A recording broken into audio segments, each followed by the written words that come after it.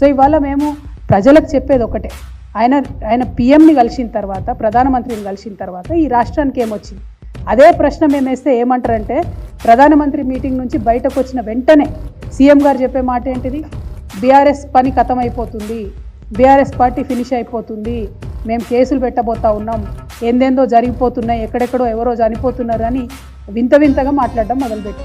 అంటే ఇక్కడ అర్థమవుతున్నది ఏంది, చాలా స్పష్టంగా దోస్తి బిట్వీన్ బీజేపీ అండ్ కాంగ్రెస్ ఇవాళ బట్టబయలైంది, ప్రజల ముందు ఎక్స్పోజ్ అయింది. వాళ్ళిద్దరు కలిసిన తర్వాత బయటకు వచ్చి ముఖ్యమంత్రి మాట్లాడే మాటలు ఏంటిది అని అంటే, ఇగో బీఆర్ఎస్ని ఖతం చేస్తాం, కేసీఆర్ని ఖతం చేస్తాం, కేటీఆర్ మీద కేసులు పెడతాం, అందరి మీద ఇదే మాటలు మాట్లాడుతుంది. లేనిపోని విషయాలు ఎక్కడెక్కడియో తీసుకొచ్చి మాకు అంట పెడతా ఉన్నారు. అంటే కల్వకుంట్ల కుటుంబం మీద టార్గెట్ తప్ప, బీఆర్ఎస్ పార్టీ మీద టార్గెట్ తప్ప ఇంకో ఆలోచన కనబడతలేదు. మా కల్వకుంట్ల కుటుంబం అంటే కట్టుబాట్లతో ఉండేటటువంటి కుటుంబం, ఎప్పుడు కూడా మేము లైన్ దాటలేదు.